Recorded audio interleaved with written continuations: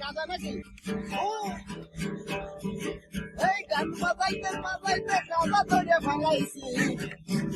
গান বাজাইতে বাজাইতে আমরা গাঁজা ধরে ফেলাইছি ধরেন গাঁজা তো ছিলাম আমরা এই মাত্র গিটার বাজাইতে বাজাইতে গাঁজা সহ 3 জনকে আটক করলাম